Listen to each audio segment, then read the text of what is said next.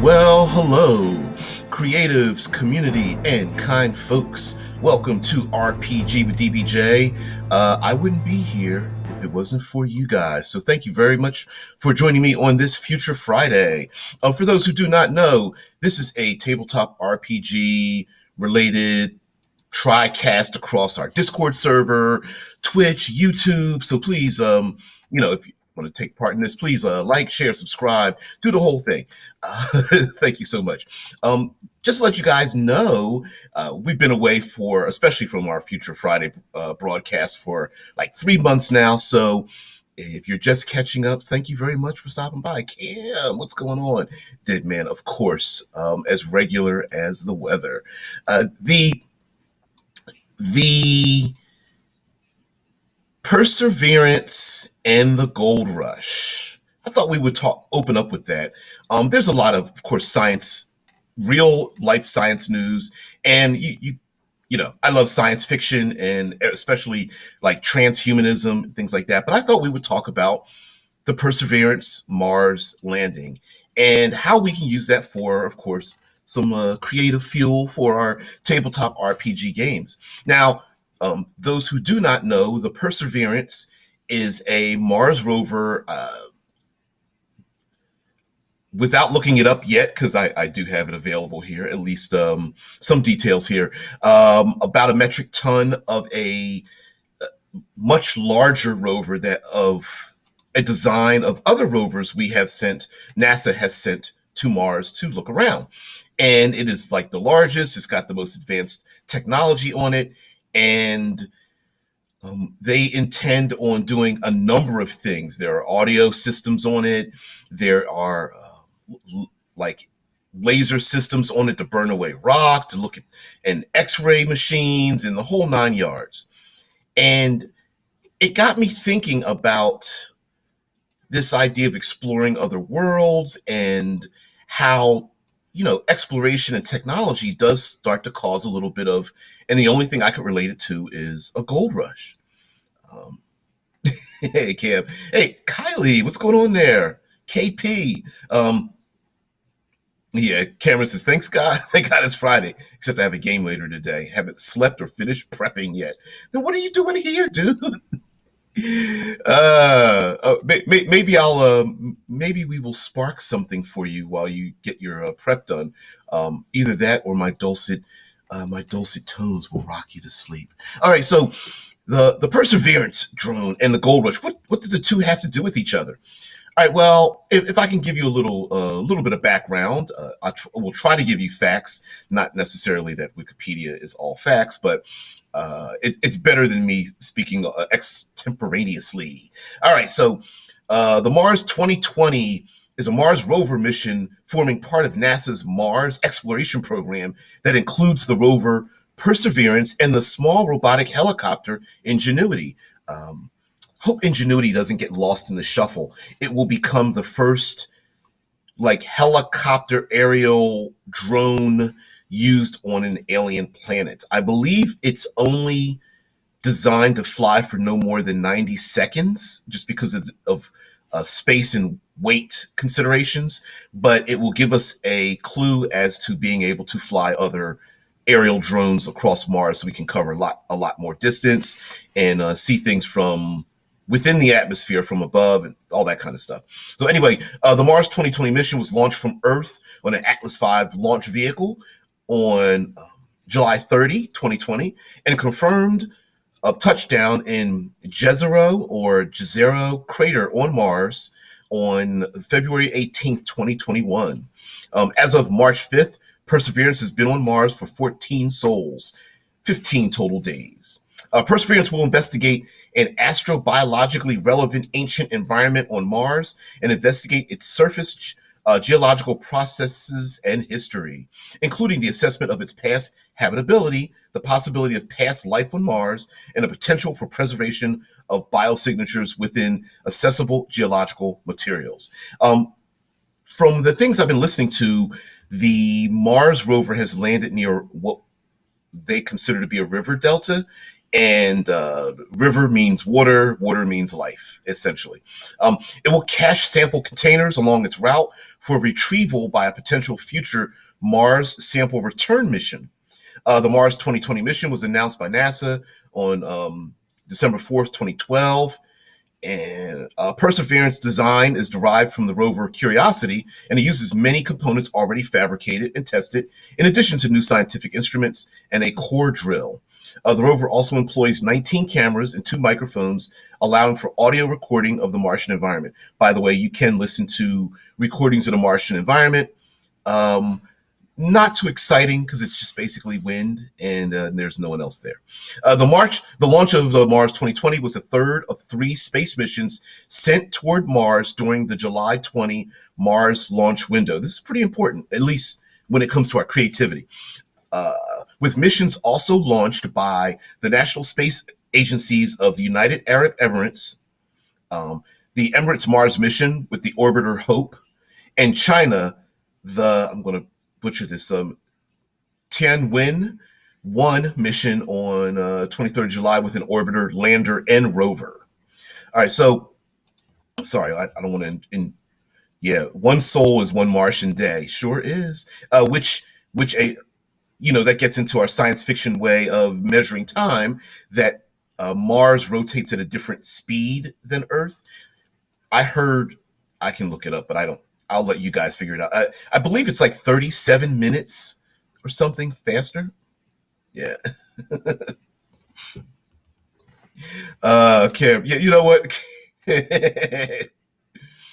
Cam, you were thinking the same thing I'm thinking. That technically, if you really think about it, if we find bacteria on Mars, we are the first alien species to launch an attack on another alien species through an invasion by a giant robot shooting lasers at it. So yeah, yeah. All right. So the Mars mission and United Arab Emirates mission and China mission, um, of which they are sending like orbiters to detect, of course, the geological formation of Mars and the weather systems and that kind of thing, makes me think like scientists and us creatives who fall on the positive side of things go like, wow, they're gonna discover life and the history of Mars and all that kind of business. But there's billions of dollars invested in this. And I have a feeling like what happens if they discover something like, oh, I don't know, a crater with like a metric ton of platinum at the bottom of it. Yeah, Kylie, like, oh no, we're the baddies. Yeah, yeah. They haven't really promoted it, but in one podcast I was listening to, yeah, there's like an X-ray laser that's able to take off microscopic layers of dirt using an X-ray laser, to get deeper into the geological formations. So yeah, they've actually sent laser weapons with a giant automated robot to another. Yeah, but anyway, the uh, I, I wonder what our reaction would be to finding like platinum and any number of rare earth elements, resources that here on Earth would be very either difficult to acquire or doesn't exist in the singular amounts that we might find elsewhere, which made me think of, well, the gold rush. And uh, let let me give you a little bit of a background of the California Gold Rush, and then we'll get into like the science, the pseudo sci-fi elements of it, and a little bit of my analysis of it, and then we can start getting into like some creative, like how could we add this to our games? What kind of missions could we send players on, and things like that. So anyway, the California Gold Rush from 1848 to 1855, not very long, was a gold rush that began on January 24th, 1848, when gold was found by James W. Marshall at Sutter's Mill in Coloma, California. The news of gold brought approximately 300,000 people to California from the rest of the United States and abroad. The sudden influx of gold into the money supply reinvigorated the American economy, and the sudden population increase allowed California to go rapidly to statehood. There's some other things here. Uh, the gold rush had severe effects on Native Californians and accelerated the Native American population's decline from disease, starvation, and a California genocide. By the time it ended, California had gone from a thinly populated ex-Mexican territory to having one of its first two U.S. senators, John C. Fremont, selected to be the first presidential nominee for the new Republican Party in 1856. The effects of the gold rush were substantial. Whole indigenous societies were attacked and pushed off their lands by the gold seekers called 49ers, referring to 1849, the peak for gold rush immigration. Outside of California, the first to arrive were from Oregon, the Sandwich Islands, called Hawaii, and Latin America in 1848. Of the approximate 300,000 people who came to California during the gold rush, about half arrived by sea and half came overland on the California Trail and Gila River. 49ers often faced substantial hardships on the trip. While most of the newly arrived were Americans, the gold rush attracted thousands from Latin America, Europe, Australia, and China. And it goes on to say at the beginning of the gold rush, there was no law regarding property rights in the gold fields, and a system of staking claims was developed. Prospectors retrieved the gold from the streams and riverbeds using simple techniques such as panning. Although the mining caused environmental harm, more sophisticated methods of gold recovery were developed. By 1869, railroads were built from California to the eastern United States.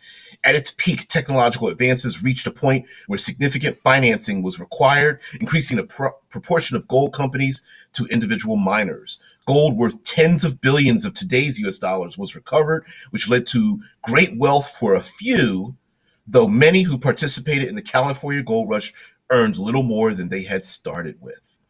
And I say all that, it's a mouthful, but I say all that because in a gold rush, you end up realizing that the majority of people who become these rich, the dream only touches a few, but really the people who benefit from a gold rush, and when I say gold, it doesn't have to be gold. It's the rush of knowledge becomes more valuable than the resource itself. And all the people who benefit from it tend not to actually have to put their hands on the resource in the first place. So let's go a little sci-fi with this, right? So Mars, the Mars rover Perseverance, or some other rover, or the UAE or China finds a mound of platinum, or maybe we go a little more sci-fi. Maybe we find an alien artifact, or a resource we never knew existed before. Maybe there is a something on a periodic table existing in a form that is very bizarre. A solid currently sitting as a liquid or a gas, or we find a rare earth element that hasn't been found before, or some kind of energy field that, whatever the case may be, right? Science fiction. What do you see, Geordie? I'm not quite sure, Captain. It's it's something we haven't seen before, trope, right? But even if it's something we have seen before in a mass or amount we haven't been able to acquire on Earth, that knowledge, the knowledge that something exists out there, becomes far more valuable than the resource itself. When we find out that there's a crater with a metric ton of platinum in the middle, the drive to get there first will become so overriding, because everyone, no one wants to have FOMO, right? Fear of missing out. FOMO, right? That fear of missing out is the thing that drives the gold rush mentality. Who gets there first? Who gets to stake the claim? Who owns it? How do we protect it? How do we defend it? How do we keep it from somebody else from getting to it? Maybe you weren't even interested in getting there in the first place, but now you're like, ooh, now I need to hurry up and get there because everyone else is trying to get there. 1 year ago, it was the the 2020 toilet paper shortage of of the world, right? Like here in the States, it was like toilet paper shortages, and I'm going like, are people extra shitting? Because I don't. Why are we? Why is there a shortage of toilet paper? And then it got to the point where people who weren't interested in hoarding toilet paper had to because they couldn't get their hands on it because everybody else was hoarding it, and it starts this. It's very much gold rush is very much like a psychological thing that becomes a very physical presence. Mufa says alien tech or useful bacteria could be valuable. Oh yeah, and I think some whatever it is that we discover that becomes the valuable thing, I don't even think it has to be. Oh, okay. I'm going to use confounding and trip over my own tongue words here, but the the thing that's discovered doesn't need to be useful at all. Finding bacteria in a sign of life is just as important as finding, I don't know, a vein of tin, right? Like it might not be something that's very useful, but the fact that it's there in a manner in which we couldn't find somewhere else, or in a manner that leads us to believe that something else is there, is very important, right? Like we're landing. We talk about Mars, and Mars has these like canals and riverbeds and all this kind of stuff. Sure, but we really don't have true knowledge that there were riverbeds and water there until we discover the sediment from flowing rivers and waters, which that in and of itself is extremely important. So, yeah, Deadman says check out the game Surviving Mars. It has several mysteries that can come up, including alien cubes, mysterious crystals that produce precious metals when hooked up to a power source. And like I said, if we find something that has a geometric shape, a rather uniform or near, we find a perfect sphere, like a scientifically measurable perfect sphere, no larger than a tennis ball. I mean, even that. And so, yeah, Kylie says nations funding cores, sending miners and security details to go shoot it out on Mars. Well, here's the thing: the shooting out doesn't necessarily have to reach Mars first, right? Spy craft sabotaging other people's mission to send security forces to go there to claim it, right? Yeah, Deadman says when the Martian or the Martian colonists turning on the Corpo Masters is starting an independent colony, a la the Expanse. Yeah, if you're the main group who's supposed to go there, and listen, we understand that there's a different mentality between scientists. Scientists are like their own gang. Scientists are very much like open faced.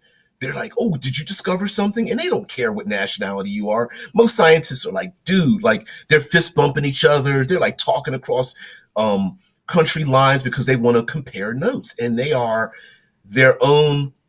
become their own entity.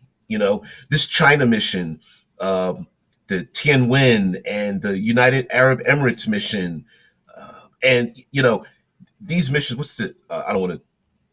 Oh, called Hope. The UAE mission, with the orbiter Hope. These missions. Those scientists are. We may think that our countries are fighting each other. Those scientists are talking to each other every day. They whether it's official, like each country is like, yeah, we should talk, or whether it's behind the scenes, they're talking every day to each other. That's not necessarily a good thing if my arrogance and my fear and my you know presence in the world, I feel like I should have an upper hand on my allies or my enemies of state. I might have to threaten my scientist friends, like, cut the call now. you know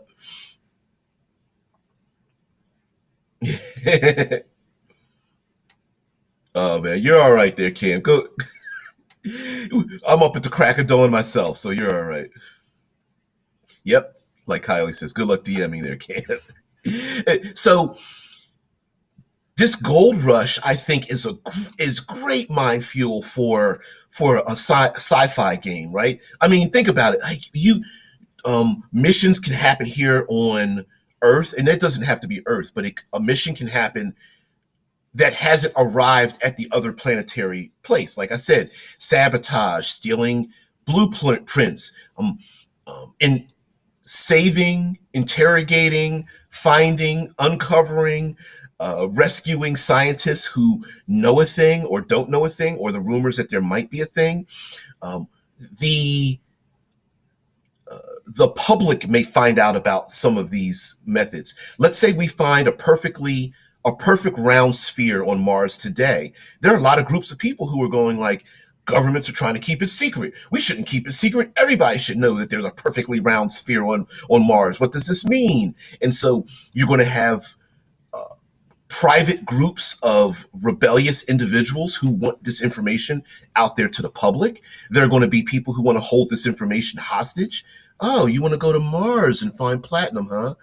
I'll sell you I'll sell you time on my orbital satellite, but it's going to cost you. And most people who earn and make a living and are successful in the gold rush often never touch gold in the first place.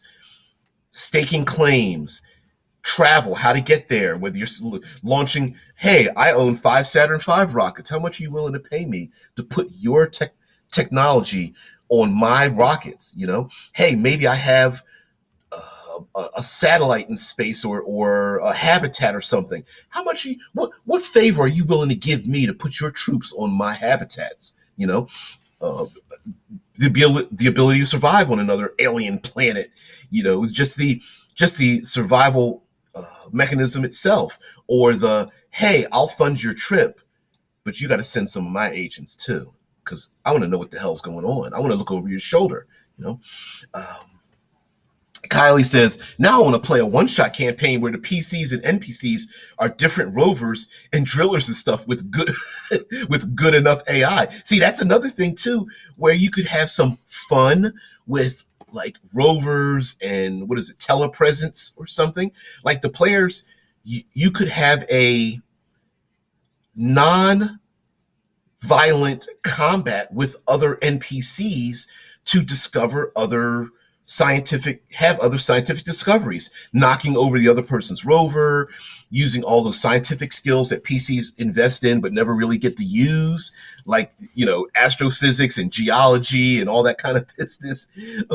And maybe they are trying to stake their claim after they discover some vein of platinum, or they are trying to blast another rover through some kind of telepresence period, or the players have to get a rover started, so they have to venture out into the dangerous part of an alien planet to get the mechanism started, to get the mechanism to go do a thing that they need or whatever.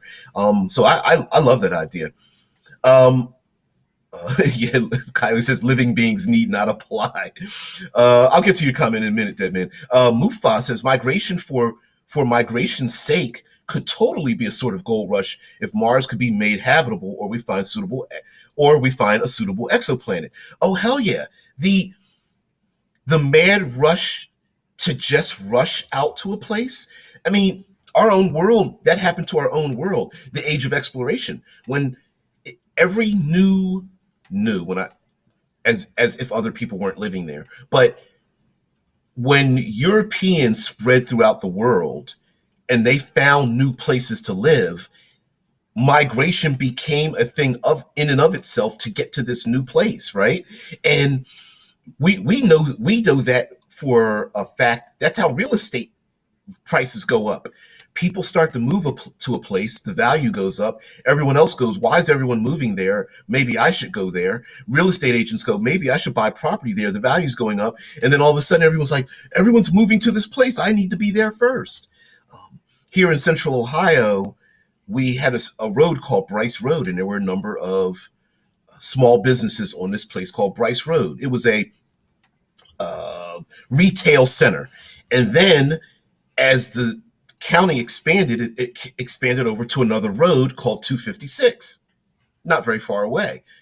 Well, as the businesses started moving to 256, the people started living on 256.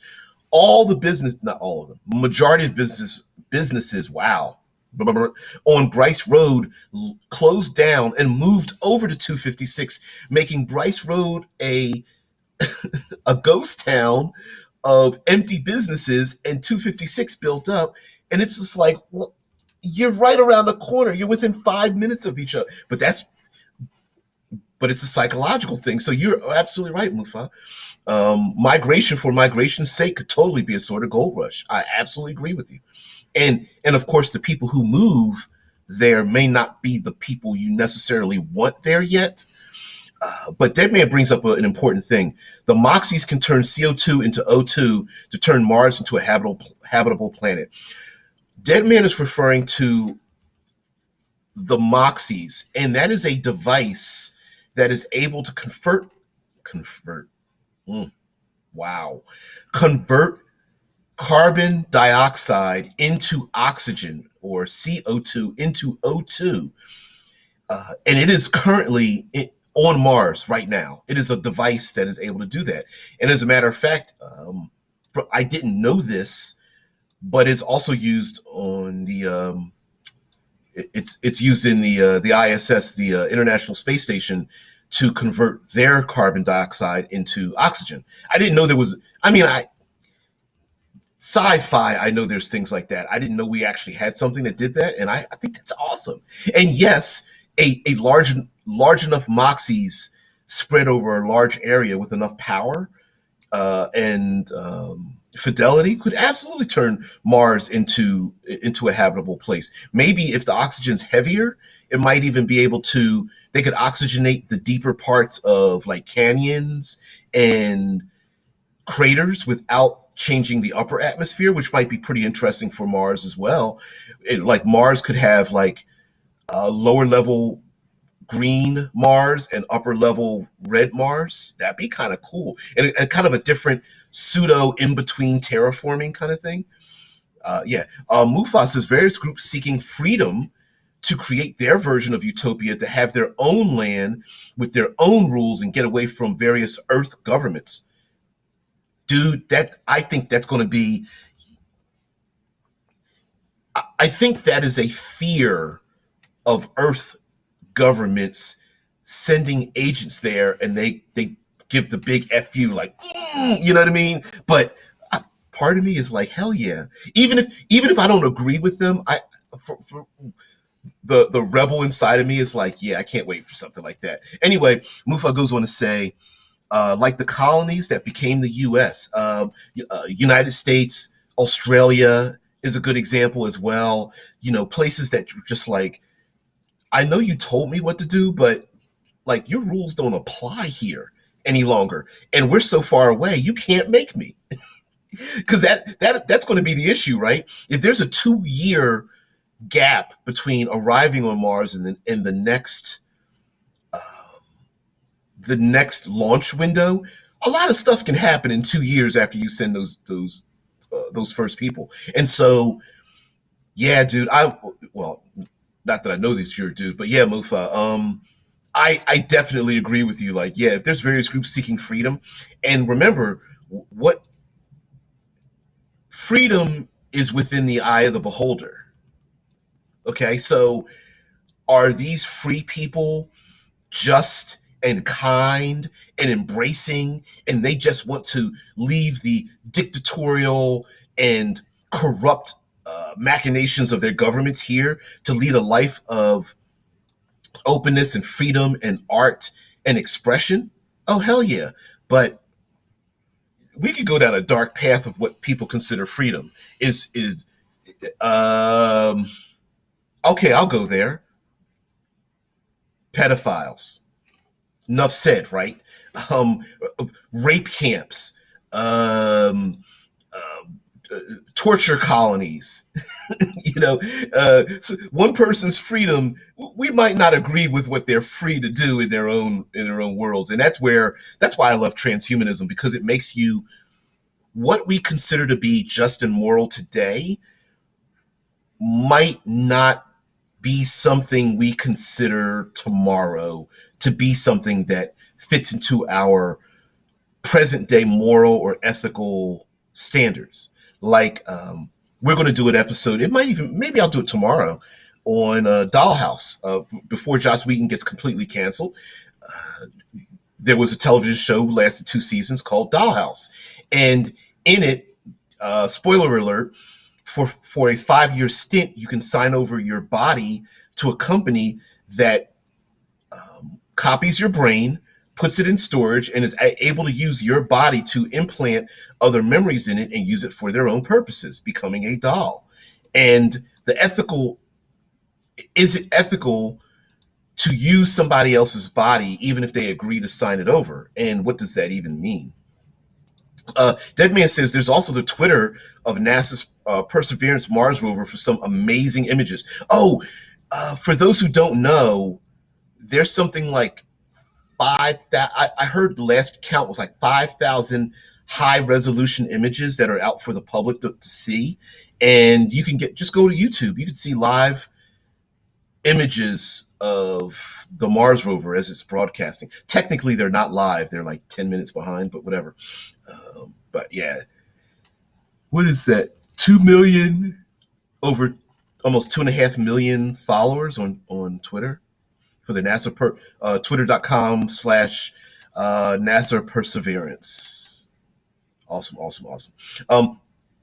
And yes, if you want to get a Perseverance t-shirt, although it landed February 18, 2021, the Mars mission technically started in 2020, July 30, 2020. So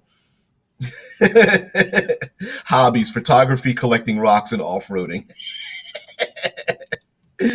Oh man, yeah. I love you. I love you so much, Perseverance.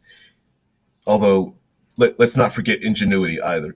But yeah, so I think there's plenty of fuel we can use for it, whether it is agents. The player characters could be a disrupting force, stopping others from using ulterior motives to prevent others, like a counter force where they're trying to stop their own mission from being sabotaged or sabotage other missions. Maybe the player characters are part of a freedom group trying to, going with Mufa's comment about migration for migration's sake, where the player characters are they themselves trying to free themselves from an oppressive government or corporation, or maybe they're trying to free other people from the same thing, and they're just fighting for the freedoms of people to do what they want. There's also claim staking. During the gold rush, there were no laws about claim staking, right? It wasn't, the gold rush out to California was just land. So do we, in our present day, we do have rules when it comes to certain things about space, but if the US or the United Arab Emirates or China finds a metric ton of platinum or a perfectly round sphere, on Mars, who owns it? Who gets to get it? Is there even a thing known as ownership? And if there isn't ownership, maybe somebody says maybe we should have ownership, right? Thanks, Deadman, for not forgetting the ingenuity. As the ingenuity has its own Twitter account with only 315 followers. You bastards, and only 18 tweets. Maybe you guys should show some love. You're gonna hurt the ingenuity's feelings. Wait till it flies. You'll see. You'll all see. Anyway, being able to use this, I think this gives us some opportunity in our tabletop games to allow the player characters to use remote drones. A lot of role-playing games, players are very player facing, right? Like, most of it is my character does this thing that does a thing.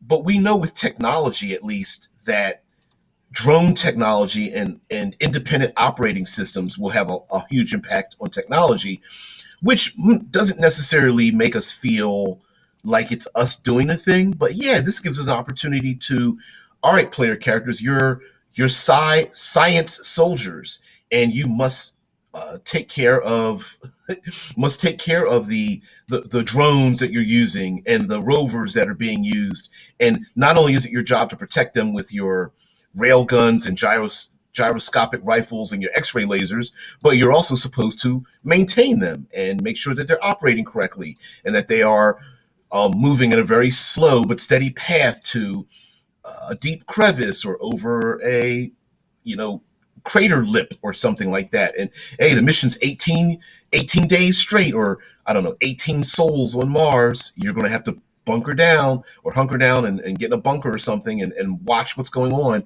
And I think that those could be some great missions, especially if you throw in some aliens, you throw in some re- um, rebellious element. Maybe people part of the group start to rebel. There's a mutiny. Maybe there are governmental figures that want to have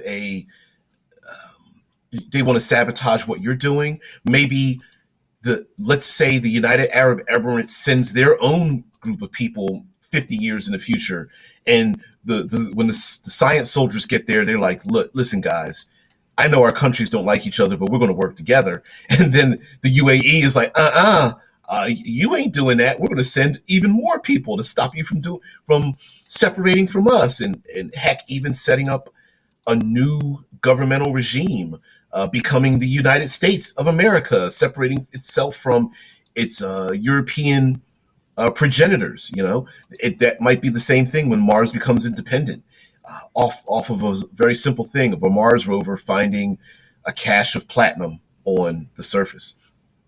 And thank you, Dead Man. The Moxie, is it Moxie on Mars? I'm Moxie. I will breathe in the Mars atmosphere and exhale oxygen. I'm learning to create rocket propellant on Mars. Yeah. Oh man. At least Moxie has a personality there, Dead Man. Thank you so much. What has it got? 95 followers and 28 tweets. Wow, you guys really aren't showing any love to them. Wow. No, I'm picking. But I think the Mars Perseverance mission and rover. I love technology and that kind of thing. And yeah, a Martian day is one Earth day and 37 minutes long. Right. I read a sci-fi book one time when they called how would we make clocks to account for the 37 minutes. Now, one idea, of course, is to have a clock that just adds an extra 37 minutes to it, right? So it would be 24 hours and 37 minutes long each day. But one sci-fi novel I had gave a 37-minute break each day. So at the same time each day, people would just go on a 37-minute long break, and the clock would start back up again. And I thought that was kind of interesting. Where I don't remember the novel. I really don't, unfortunately. But it, I'm going to say it was Red Mars, Green Mars, Red Mars, Green Mars, Blue Mars trilogy, but I could be mistaken. But anyway, it was a 37. It was a not mandatory 37-minute break, but it was just something where people were working and stuff, and then all of a sudden everyone's looking at the countdown, and they stopped and they were like, "Hey, let's get some coffee," and they stopped digging up. They were out there in the outback digging up rocks and stuff, and they just stopped to put their head back and listen to music and whatnot. And I was like, that's kind of cool. That would be kind of cool to just have a 37-minute long break to let the clock account for it so that we don't have to change, even though we would be changing. It's a psychological break, I think would be kind of cool. The other thing with the ingenuity is creating it in the first place. The design, ingenuity, the perseverance, the curiosity, and all that kind of business. Maybe one or more of the player characters are part of the design team. And so it would be kind of cool for one or more of the player characters to be like, yeah, I'm one of the brilliant dudes that created it, and I want to go there to fix it. Or maybe it's necessary for them to go there and go like, yeah, you're going to have to fix it, so we're going to need you to get here to do a thing, right? That would be kind of cool. Also, maybe someone or something is in a dangerous location. So the player characters need to teleoperate a rover to save someone, or some kind of, maybe there's a nuclear or fusion power plant you can't get to physically, or you don't want to get to physically, but a rover helps with that, like rovers that disarm, take out explosives. That might be the case as well. And if the players are in a in a current gunfight while somebody's trying to operate a rover that's 12 kilometers away, deep in a ravine, trying to prevent an atomic blast or something, that would be kind of cool. That would ramp up the tension quite a bit. Maybe there are people who need to be saved, or hell, even a player character needs to be saved, and a rover is the best way to save them. Injured folk inside of a sealed rover to keep them healthy is a great uh, possibility to use. And maybe most vehicles or most moving devices themselves become rovers.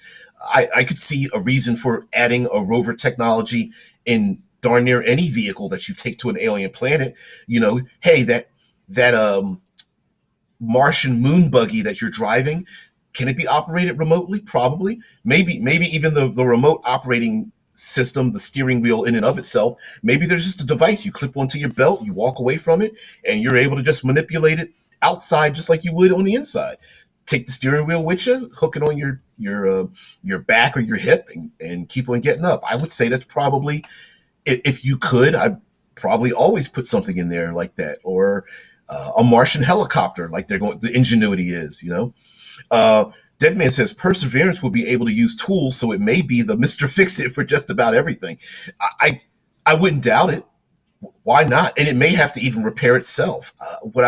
I understand that the other smaller rovers that we launched, the Curiosity, Sojourn, I don't know all the other names. Anyway, that the aluminum wheels broke on one of them. It was like it was moving in a circle and they were dragging it.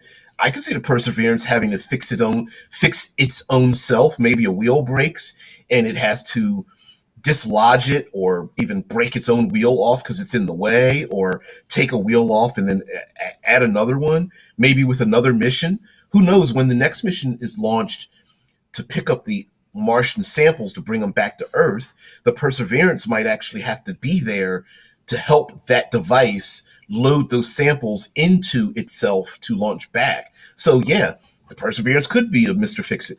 And the Perseverance does have its own AI system on it.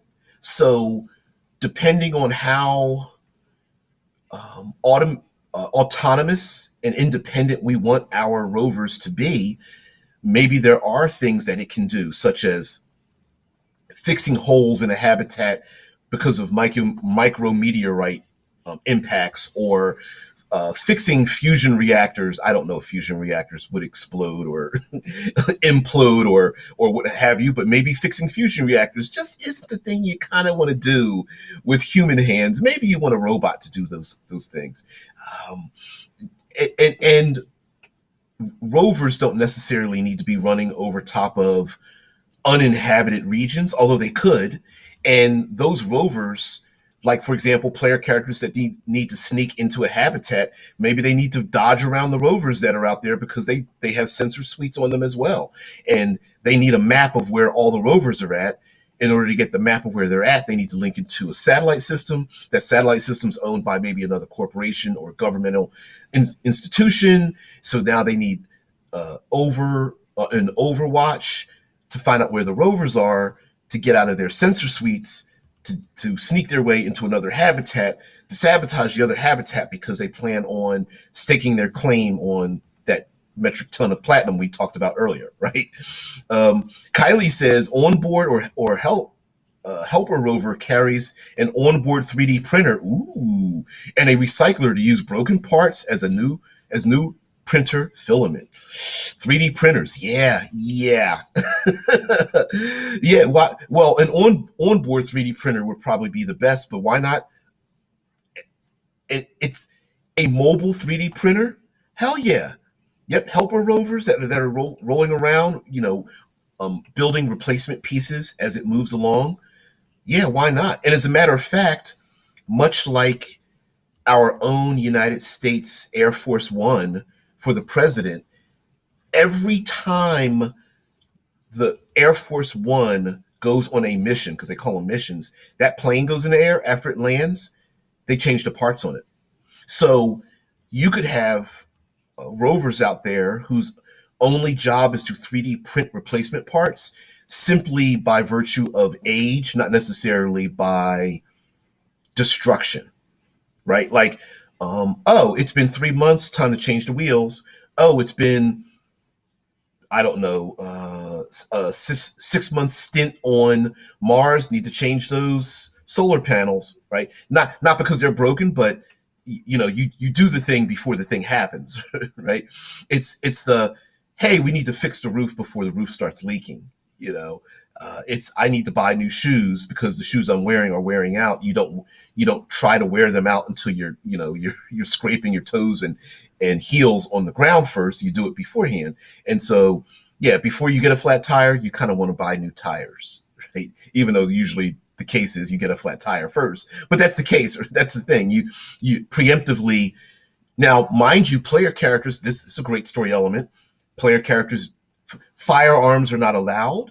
Player characters have blueprints to print firearms. They go out into the wild to find a mobile 3D printer to print various pieces to get themselves a couple of firearms that they put together by printing out the pieces in separate places so that it doesn't look like they're printing out firearms. Because I guarantee you, if you're using a 3D printer, it's probably going to keep a record or at least send out a signal of what you're printing in the first place. And if you're printing out firearms, someone else is going to want to know what the hell you're doing, right? It's the I'm wearing body armor, and the cops are like, why? If you're wearing body armor, are you looking for trouble? If you're printing out a firearm on Mars and their firearms are rare, what kind of trouble are you about to get into? Yeah, what are you? So anyway, guys, I just thought we'd talk about the Perseverance just a little bit. There's plenty. I'm an armchair geek. I know nothing, but there's plenty of other websites and YouTube channels and Twitch streamers and podcasters that are scientifically more coherent than I am, knowledgeable and into that kind of thing. So I suggest checking them out. And of course, I just received my hard copy of The Expanse. I'm surprised I haven't had it. So maybe as we go into maybe some sci-fi Saturdays and science fiction Sundays or something like that, we'll talk more of the gaming stats with the Eclipse Phase, Altered Carbon, The Expanse, and maybe get into some of the details on that as well. Oh, Daniel, thank you very much. Well, I'm glad to be back. And I don't remember seeing you. I don't. I'm as a 50-year-old, I will never not love learning stuff. I'll never know. It gives me more pleasure to know that I don't know something than it is to know that I am an expert on a thing. So yeah, it's a passion of mine. Now I'm a little scatterbrained, so there is a little bit of that. So guys, thank you so much for joining me. I really appreciate it so much. Guys, by the way, please, if you want to let people know about the channel, like, share, subscribe, follow, all that good stuff. And yeah, I'm back. It's been off for quite a few months. Yeah, whatever. But I'm glad you guys were able to find me. You guys know that the ability to be found on the interwebs is based on the interactions one receives, whether it's likes, shares, subscribes, interactions, comments, or whatever. So if you are not receiving, or you know someone else who's not receiving the notifications, just let them know and just say, hey, go back and hit that notification bell to be alerted. And I'm as regular as the weather, guys. 6 a.m. Eastern Standard Time, or EDT. Well, daylight saving time is coming up pretty soon. So anyway, guys, regular time, stop by, long form comment. TriCast or whatever. Thank you guys for joining me. Everybody, have a great one. I am off to work. I will see thee later. Bye.